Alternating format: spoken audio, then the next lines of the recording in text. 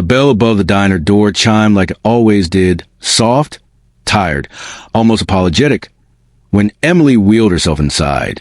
It was just afternoon, the kind of slow hour when the coffee tasted burnt and the vinyl booze held the warmth of people who had already left. Emily liked this time.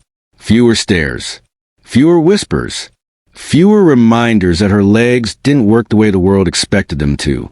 She parked her wheelchair beside the counter, carefully folding her hands in her lap the way her mother had taught her years ago.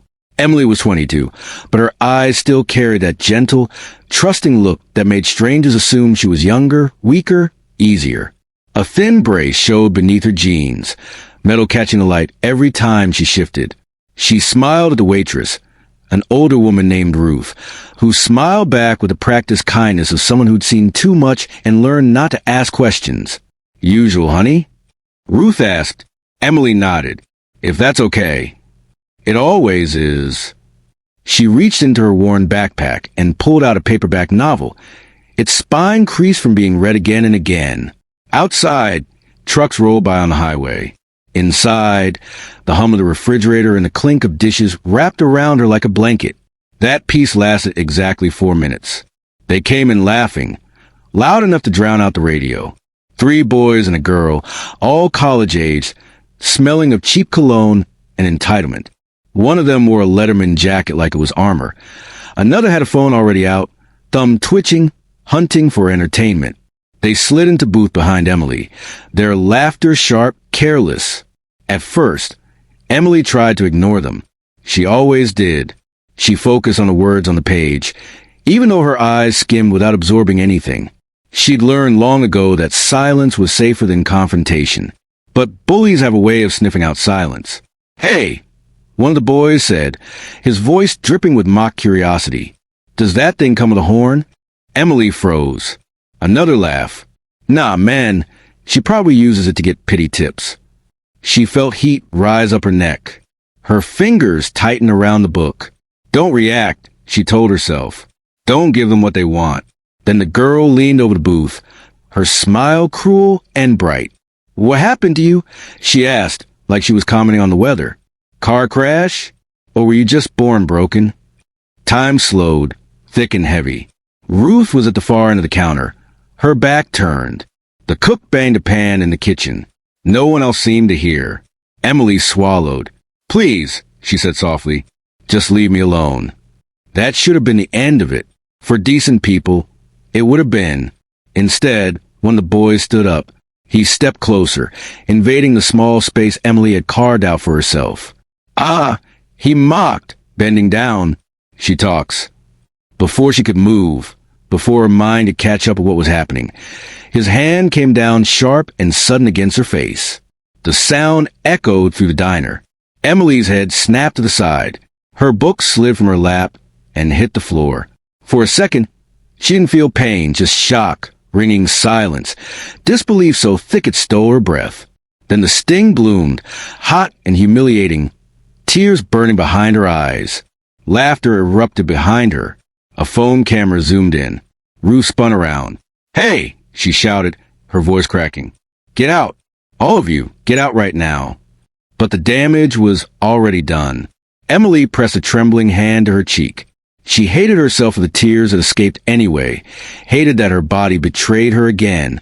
The boys backed away, still laughing, tossing insults over their shoulders as they left, the bell chiming cheerfully as if nothing terrible had just happened.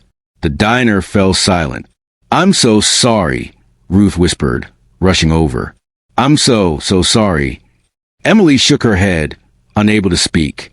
She just wanted to disappear. She wanted to roll herself out the door and never come back, never be seen, never be that girl again. Ruth called the police. Someone offered a napkin.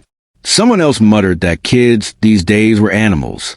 But sympathy, Emily had learned, didn't erase the memory of a hand striking her face for no reason at all. An hour passed. Emily stayed. She didn't know why. Maybe she was afraid to go outside. Maybe she was tired of running. Her cheek throbbed dully now, a faint red mark still visible. The diner had returned to its slow rhythm, but something in the air felt different, charged, like the moment before a storm breaks. Then the ground seemed to vibrate. At first, Emily thought it was thunder, but the sound grew louder, engines, many of them low and powerful. The windows rattled. Heads turned. Ruth frowned and wiped her hands on her apron. One by one, motorcycles rolled into the parking lot. Chrome flashing, leather-clad riders moving with quiet purpose. They filled every space, blocking the road, their presence impossible to ignore. The diner door opened, the bell chimed, and the first biker stepped inside. He was massive, shoulders stretching the leather vest he wore, gray threading through a beard that looked like it'd seen decades of wind and dust. A patch stitched over his heart showed a faded emblem, wings wrapped around a wheel, but it was the way he scanned the room that made the chatter die instantly. Calm, alert, like a man who noticed everything. Behind him, more bikers followed, men and women, young, old, some scarred, some smiling, all carrying the same quiet gravity. Boots thudded against a linoleum floor. The smell of gasoline and leather mixed with coffee and fried onions. Emily's hand began to shake again, but this time it wasn't fear. Not exactly. It was confusion. Too much attention. Too many eyes. Ruth cleared her throat. "Can I help you folks?" The big man nodded politely. "Yes, ma'am. We're here to eat." Relief washed over Ruth's face as she gestured toward the booths. "Of course. Sit anywhere." They didn't. Not immediately. Instead, the man's gaze landed on Emily, not in the way the boys had looked at her, not with curiosity or judgment, with recognition, like he already knew something was wrong. He walked over slowly, careful not to startle her, and crouched down so his eyes were level with hers. His voice, when he spoke, was gentle, almost careful. "Miss, may I ask you something?" Emily nodded, unsure. "Did someone hurt you in here today?" The diner froze. Emily's throat tightened. Every instinct screamed at her to protect herself by staying silent. Silence had always been her shield. But something about the way he asked, not demanding, not pitying, made it impossible to lie. She hesitated, then whispered, "Yes." A muscle jumped in his jaw. He didn't raise his voice. He didn't swear. He simply stood. Behind him, the other bikers had gone still. Conversation stopped. A woman with a silver braid folded her arms. Another man removed his helmet, revealing a shaved head and eyes that hardened instantly. "Who?" the big man asked. Emily glanced toward the door, then back at him. "They left." "That's okay," he said. "We can wait." Ruth stepped forward, wringing her hands. The police were called. They said they'd file a report. The biker nodded. "Good." He turned back to Emily. "I'm Hank," he said. "This is my family." Family. The words settled in her chest in a way she hadn't expected. One of the bikers, a woman with tattoos winding down her arms, pulled out a chair and sat beside Emily without asking. "You okay, sweetheart?" she asked softly. Emily shrugged, the motion small. "I think so." The woman gently picked up the fallen book from the floor and placed it back in Emily's lap. "You didn't deserve that. Not even a little." Tears welled again, but this time Emily didn't fight them. Outside, engines shut off one by one. The parking lot remained full. People driving by slowed to stare. Inside, the bikers finally took seats, but no one relaxed. It felt like the diner was holding its breath. 10 minutes passed. Then 20. The door opened again. The laughter came first.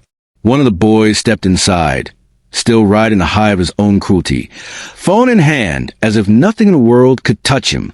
He stopped short when he saw the room. The bikers. All of them turned at once. The boy's smile faltered. Wrong place," he muttered, backing up. Hank stood. He didn't rush. He didn't block the door.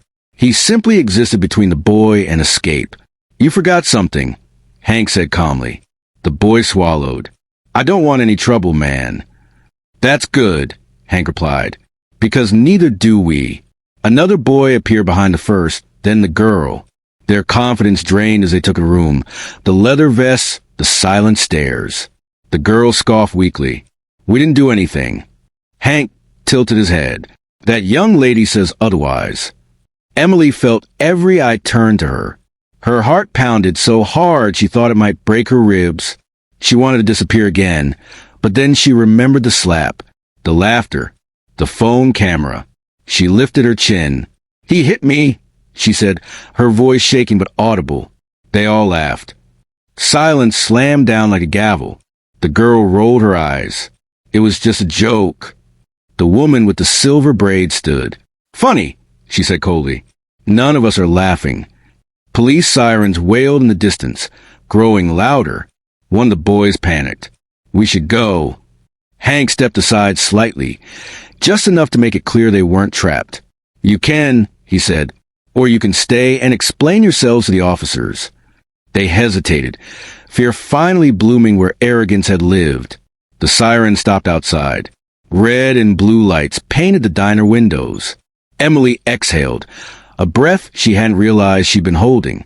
An officer entered, hand resting near his belt. "We got a call about an assault."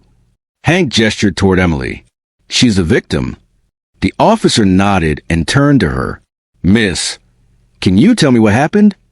Emily looked down at her hands, then at the bikers, at Ruth, at the room full of strangers who, for the first time in her life, seemed to be waiting for her words to matter. She took a breath, and she began to speak.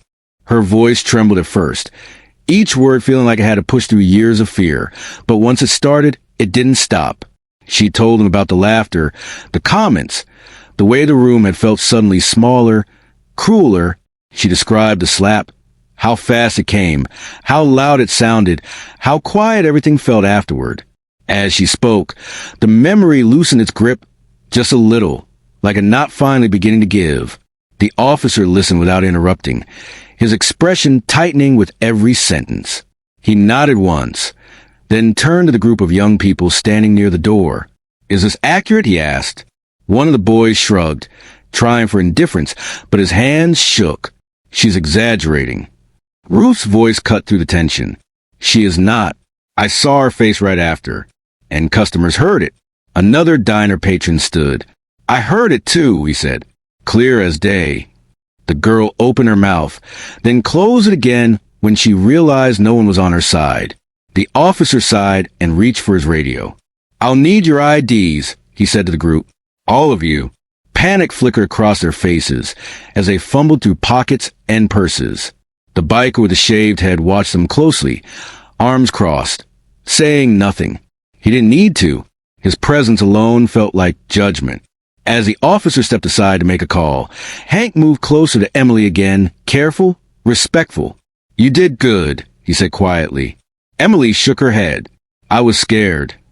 "Being scared and speaking anyway," Hank replied, "that's courage." No one had ever said that to her before. The officer returned, his tone firm now. "You're all being cited," he said. "And you," he pointed to the boy who had slapped Emily, "are coming with me. Assault isn't a joke." The boy's face drained to color. "You can't be serious."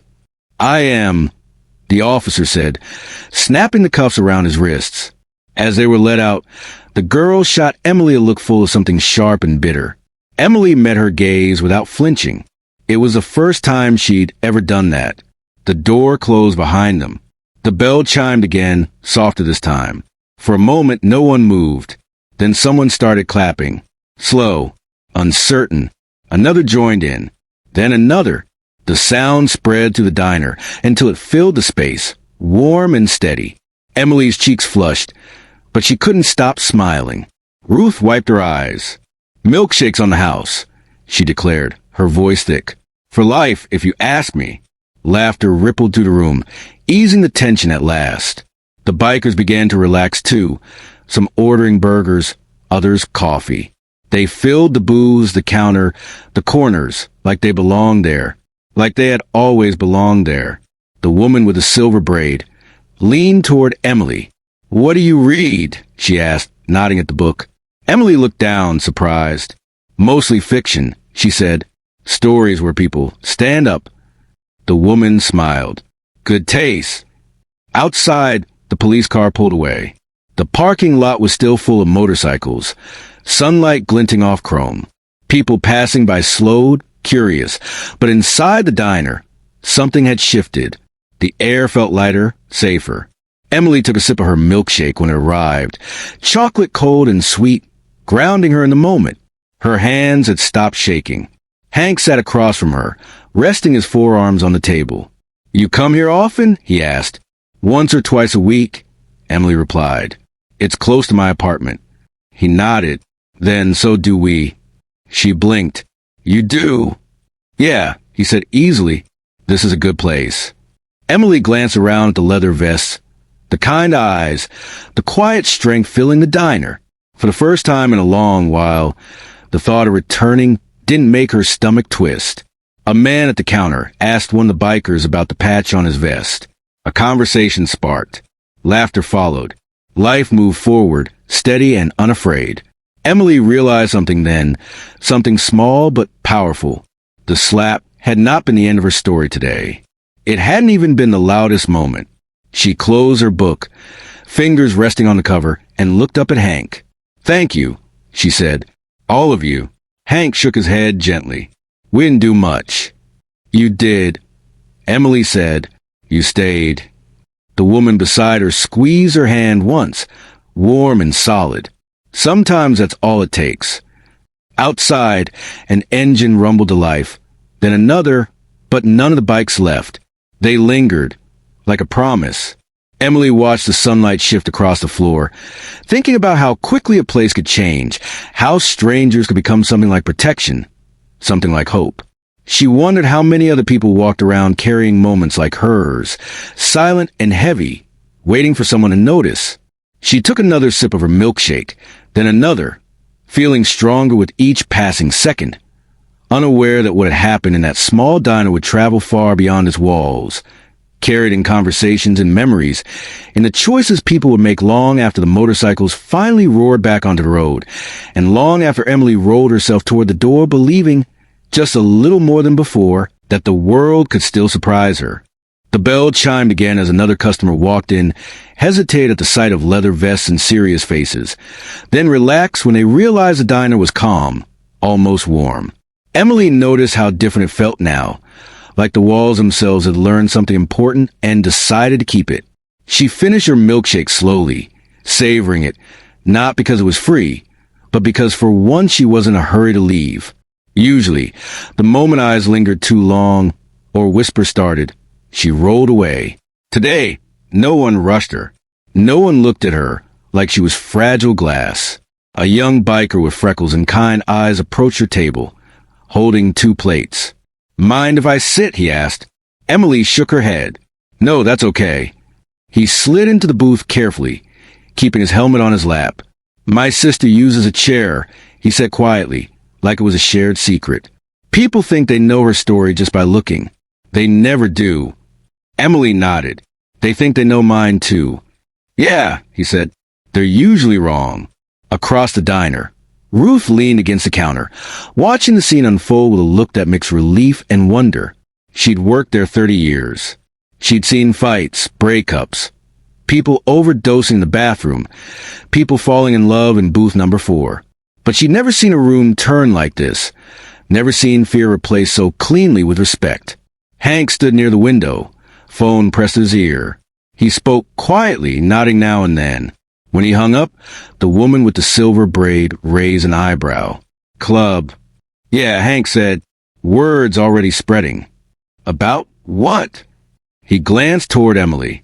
"About a girl who didn't stay quiet." Emily pretended not to hear, but the words landed anyway, settling deep. Outside, a small crowd had gathered across the street. People drawn by the police lights earlier, by the motorcycles, by curiosity. Some took pictures. Others whispered. A man in a delivery truck gave a thumbs up toward the diner before driving off. Emily felt something unfamiliar bloom in her chest. Not pride, not anger, something steadier. An older man approached her table, walking with a cane. "Miss," he said gently, "I just want to say thank you." "For what?" Emily asked. "My grandson stutters," he replied. "Gets picked on all the time. Watching you speak up that mattered." Emily's eyes stung. "I almost didn't." "But you did," he said, smiling. "That's the part he'll remember." When he walked away, Emily stared down at her hands again, but this time she didn't see weakness. She saw proof. Time moved strangely after that. Conversations overlapped. Plates were cleared. Coffee was refilled. The bikers joked with the cook, who pretended not to like them while clearly enjoying the attention. The diner felt less like a stop along the road, and more like a shelter people hadn't known they needed. Eventually, Hank returned to Emily's table. "You heading out soon?" he asked. "In a bit," she said. "I like sitting here." He smiled. "Fair enough." He hesitated, then reached into his vest pocket and pulled out a small card, sliding across the table. "If you ever feel unsafe here," he said, "or anywhere near the stretch of road, you call that number." Emily looked at the card. No logo, just a name and a phone number. "I don't want to be a burden." Hank's expression softened. "You wouldn't be." She nodded and tucked the card carefully into her backpack, right beside her book. Outside, one of the motorcycles backfired loudly, making Emily flinch before she could stop herself. The freckled biker noticed. "You okay?" "Yeah," she said after a second. "Just remembering." "That'll fade," he said.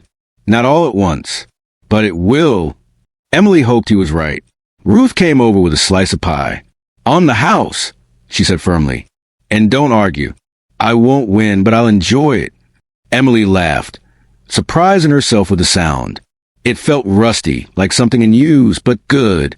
As she ate, she caught her reflection in the stainless steel napkin holder. Her cheek was still faintly red, but her eyes looked different, sharper, brighter, like they'd woken up. She thought about the boys, the way they walked in earlier, convinced the world was theirs to step on. She thought about how quickly that certainty had crumbled when witnesses stood up, when silence broke. The idea settled into her bones. Power didn't always shout. Sometimes it just refused to look away. The sun dipped lower, casting long shadows through the windows. One by one, the bikers began to stand, stretching, settling helmets onto heads. Engines rumbled outside again, less threatening now, more like a heartbeat. Hank lingered until the end. "You sure you're good?" he asked. Emily nodded. "I am." "Good," he said. "We'll be around." As he turned to leave, Emily spoke before she could stop herself. "Hank," he paused. "You didn't just help me," she said. "You reminded everyone in here who they could be." For a moment, the big man looked almost uncomfortable. Then he tipped his head. "So did you?" The bell chimed as he walked out. Emily remained seated, listening to the engines fade into the distance, feeling the diner slowly return to normal, but not quite. Something had been left behind, something invisible and strong. She wiped her fork clean, closed her backpack, and rested her hands on the wheels of her chair, aware that when she finally rolled toward the door, the world outside would be the same one she'd left that morning. But she would not be. She stayed there a little longer, listening to the ordinary sounds reclaim the space. The hiss of the grill, the scrape of a chair, the low murmur of a couple arguing softly over pie flavors. Ordinary had never felt so precious. Emily traced the edge of the table with her fingertip, grounding herself, letting the moment settle into memory where it couldn't be rewritten by fear later. Outside, the parking lot was empty now, sunlight reflecting off oil stains and tire marks like faint signatures left behind. A delivery truck rumbled past. A bird landed on the diner sign and tilted its head. Curious. The world hadn't paused for her pain, but it had shifted just enough to prove it could. Ruth leaned against the counter again, arms crossed, watching Emily with the quiet protectiveness of someone who decided this mattered. "You take your time," she said. "No rush." "Thank you," Emily replied. She meant it in a way that stretched far beyond coffee and pie. Emily wheeled herself toward the restroom, splashed cool water on her face, and studied her reflection more closely. The redness had faded further, leaving only a faint reminder. She practiced breathing, slow and even, until the tightness in her chest eased. When she rolled back out, the diner felt smaller again, but not threatening. Familiar. A man in a business suit stood near the counter, tapping at his phone. He glanced up as Emily passed and smiled politely, stepping aside without hesitation. The small courtesy struck her harder than anything else had all day. She returned the smile, surprised by how natural it felt. She paid her check, despite Ruth's protests, and slipped the receipt into her bag like a bookmark marking a chapter she didn't want to forget. Then she turned toward the door. Halfway there, she paused. Through the window, she saw the reflection of her chair, moving forward, steady, unafraid. She straightened her shoulders, adjusted the strap of her backpack, and pushed the door open. The bell chimed. The air outside was cooler, carrying the faint scent of exhaust and cut grass. Emily paused on the sidewalk, letting the sun warm her face. She could hear traffic down the road, the distant echo of engines she imagined were already miles away. For a fleeting second, she wondered where the bikers were headed next, what roads they preferred, what stories they carried with them like patches stitched invisibly inside their vests. She rolled toward the bus stop at the corner, the wheels humming softly over concrete seams. Each crack and bump felt less like an obstacle and more like a reminder she was moving forward. At the stop, a teenage girl sat scrolling on her phone, earbuds in. She glanced up when Emily arrived, offered a quick nod, then went back to her screen. No stares. No whispers. Just space. Emily exhaled. The bus arrived with a hydraulic sigh, the ramp unfolding smoothly. The driver met Emily's eyes and smiled. "Take your time," he said. She boarded, settling into the designated spot, securing her chair with practiced ease. As the bus pulled away, she watched the diner shrink in the window until it became just another building along the road. But she knew better now. Some places carried weight long after you left them. At the next stop, an older woman boarded, her hands full of grocery bags. Without thinking, Emily rolled forward and hooked one bag with her footrest, steadying it. "Got it," she said. The woman laughed softly. "Thank you, dear." The bus filled and emptied again. Life continued in its messy, unremarkable way. Emily felt tired. But it was a clean tired, the kind that came after doing something difficult and surviving it. When she reached her apartment building, she rolled down the familiar ramp and paused at the entrance. The front door glass reflected the street behind her, the bus pulling away, the day inching forward. She unlocked the door and went inside. Her apartment was small and quiet, sunlight slanting across the floor. She set her backpack down, removed the book, and placed it on the table. The card Hank had given her slid free and landed beside it. She stared at the name and number for a long moment before tucking it into a drawer she opened and closed carefully, like sealing a promise. Emily made tea and sat by the window, watching clouds drift.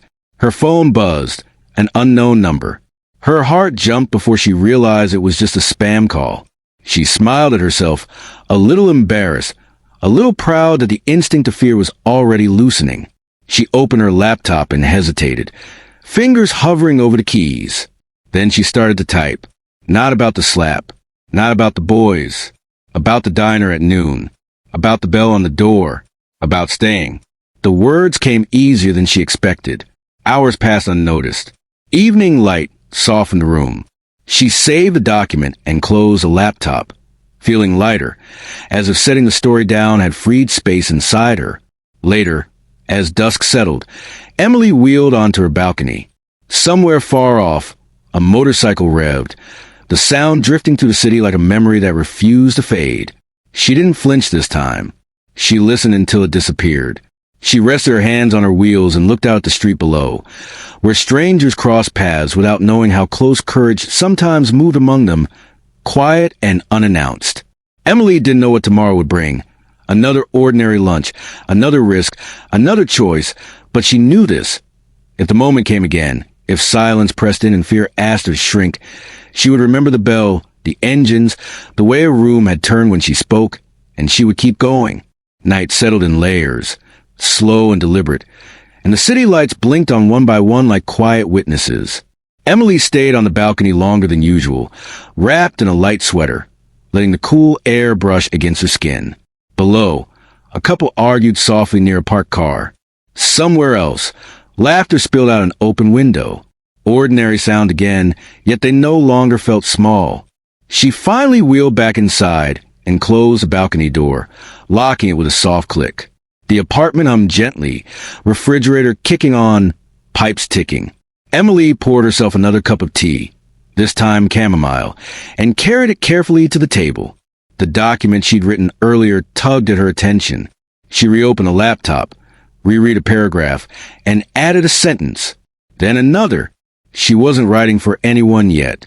She was writing to remember exactly how it felt not to disappear. Her phone buzzed again. This time it wasn't spam. A text message lit up the screen from an unknown number. Ruth from the diner. Just checking in. You okay tonight? Emily stared at the message, warmth spreading through her chest. She typed back slowly. I am. Thank you for asking. 3 dots appeared almost immediately. Anytime, honey. Doors always open. Emily set the phone down and leaned back, closing her eyes. The word always echoed pleasantly. She hadn't realized how rarely she believed it when people said things like that.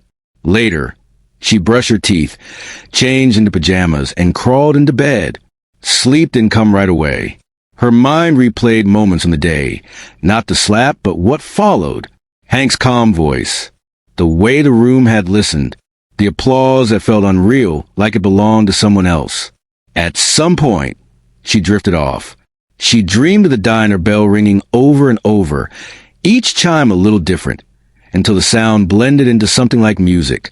Morning came with pale light and the distant wail of sirens somewhere across the city. Emily woke slowly, muscle stiff, heart steady. For a brief second, the weight of yesterday pressed in, but it didn't crush her. It sat there manageable. She checked her phone. No new messages. Just notifications, headlines, noise. She rolled out of bed, stretched, and started her routine. The mirror caught her eye again. The faint mark on her cheek was almost gone now. Easy to miss if you weren't looking for it. She made toast and ate it by the window. Down on the street, a kid struggled with a skateboard, fell, laughed, tried again. Emily smiled. She had plans today. Small ones. Groceries. The library. Normal things she'd postponed too often because leaving the apartment felt heavier than it should. She packed her bag, hesitated, then slipped Hank's card into a side pocket instead of the drawer. Outside, the city moved faster than she did, but she no longer fell out of step with it. At the grocery store, a man reached too close once, and she flinched, but he apologized immediately, stepping back with a nod. The flinch faded. She didn't spiral. At the library, the automatic doors opened with a whoosh, and a familiar smell of books wrapped around her. She navigated the aisles confidently, selecting a novel she'd been waiting to read. At the checkout desk, the librarian glanced at her card and smiled. Haven't seen you in a bit. I've been busy, Emily said, surprised to realize it was true. On the way home, she passed the diner without stopping. Through the window, she saw Ruth pouring coffee, saw a couple in booth were leaning close, saw life continuing. She lifted a hand in a small wave. Ruth spotted her and waved back enthusiastically, nearly spilling a cup. Emily laughed out loud. That afternoon, she received an email notification. Someone had commented on a short piece she'd anonymously posted online the night before. The story of the diner, stripped of names and details, just the truth of it. Thank you for writing this. The comment read, I needed it today. Emily stared at the screen for a long time. She didn't reply. She didn't need to. The words had gone where they were supposed to go. As evening approached, clouds gathered, thick and gray. Thunder rolled faintly in the distance.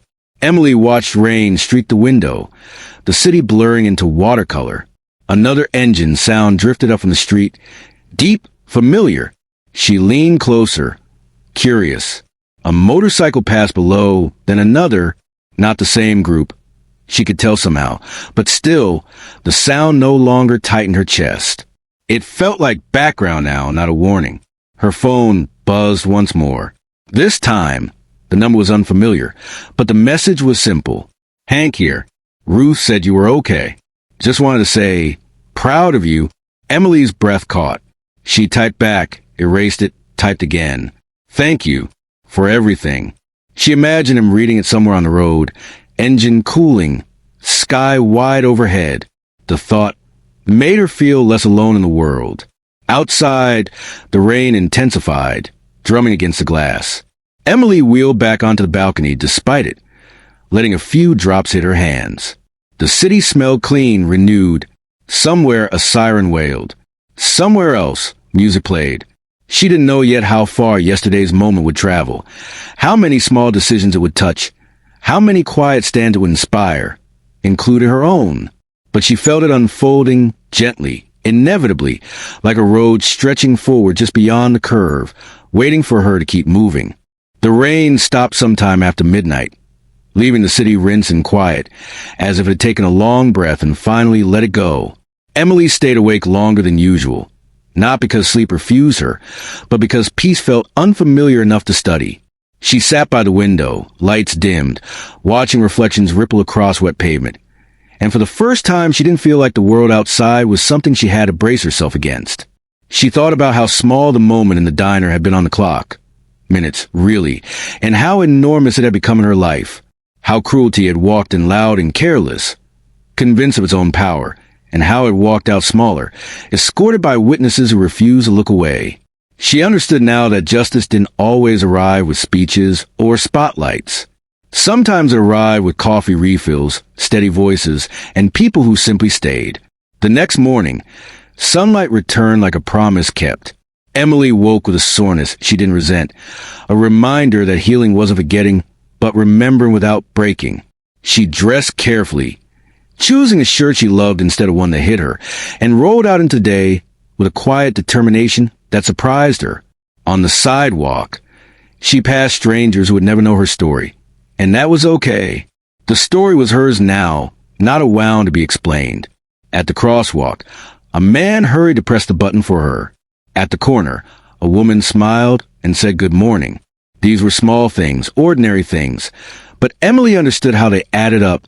Dignity, she realized, wasn't granted in grand gestures alone. It was built moment by moment, choice by choice, in how people treated one another when no one demanded they care. She returned to the diner later that week, not to reclaim it, not to prove anything, just because she wanted a cup of coffee and a place to sit. The bell chimed, and Ruth looked up with a grin that felt like home. "There you are," she said, as if Emily had always belonged exactly there. Emily ordered her usual and opened her book, but she didn't read right away. She watched the room instead. A nervous teenager laughed too loudly. A tired couple held hands. A trucker nodded in thanks when Ruth topped off his mug. Life unfolded without asking permission, and Emily felt herself part of it, not adjacent to it. When she left, she noticed something new taped to the counter. A simple sign, handwritten, easy to miss if you weren't looking. Kindness is not optional here. Emily smiled. It wasn't a rule, it was a reminder. Her writing grew, slowly at first, then faster. She told the truth without naming names, focusing not on the slap, but on what followed. The courage of witnesses, the power of staying, the way silence can be broken by a single voice. Messages arrived from people she'd never meet. Parents, students, veterans, caregivers. People who had been quiet. People who were tired of being quiet. She answered some. Others she held close without reply, understanding that not every connection needed words. And sometimes on warm evenings, the sound of motorcycles rolled through the city again. Emily would pause, listen, and feel a strange comfort in it. Not because engines meant safety, but because they reminded her of something larger than fear.